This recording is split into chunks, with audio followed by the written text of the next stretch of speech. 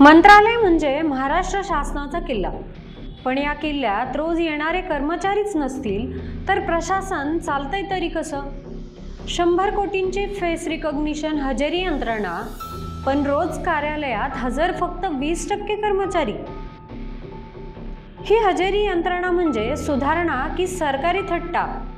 पुणे मुंबईसह राज्यभरातील शासकीय कार्यालयांमध्ये हजेरीसाठी आधुनिक फेस स्कॅनिंग यंत्रणा बसवण्यात आली आहे.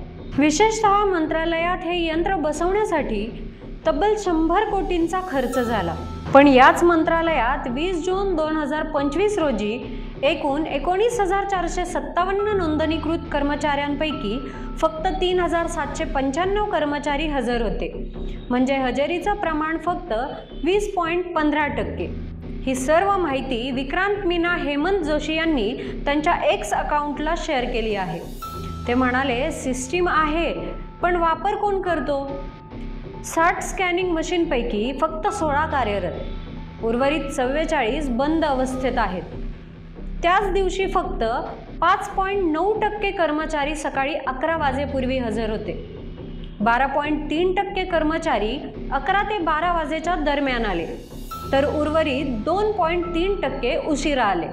संपूर्ण स्कॅनिंग यंत्रणेसाठी दिलेला कोट्यावधींचा टेंडर एका IAS अधिकाऱ्याच्या नातलगाने मिळवल्याची माहिती समोर आली आहे. या यंत्रणेत जाणून बुजून यंत्र निकामी ठेवली जात असल्याचा संशय आहे, जेणेकरून हजेरी लपवता येईल. इतकंच नव्हे, महाराष्ट्र सरकारच्या अधिकृत वेबसाईटवर अजूनही 2016 मध्ये निवृत्त झालेल्या स्वाधीन क्षत्रिय यांचं नाव मुख्य सचिव म्हणून दिसतं. म्हणजे वेब पोर्टलवर माहिती अपडेट करणारी टीमही अनुपस्थित.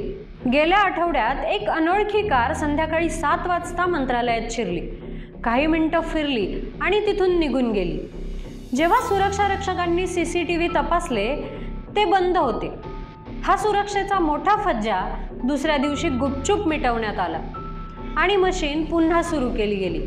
ही सर्व माहिती विक्रांत मीना हेमंत जोशी यांनी त्यांच्या एक्स अकाउंटला शेअर करत मुख्य सचिव सुजाता सैनिक मॅडम यांना निवृत्त होण्याअगोदर संपूर्ण यंत्रणेची सखोल चौकशी करण्यासाठी म्हटले आहे.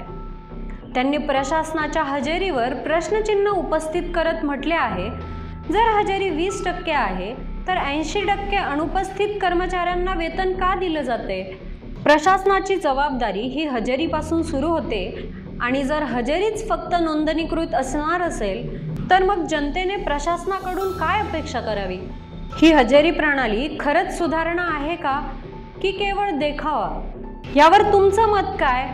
तुम्हाला काय वाटतंय? आम्हाला कमेंटमध्ये नक्की सांगा. विक्रांत मीना हेमंत जोशी यांनी दिलेल्या माहितीनुसार मंत्रालयात हजेरीसाठी 100 कोटींचा खर्च करून देखील गैरहजर कर्मचाऱ्यांची चौकशी होणार का?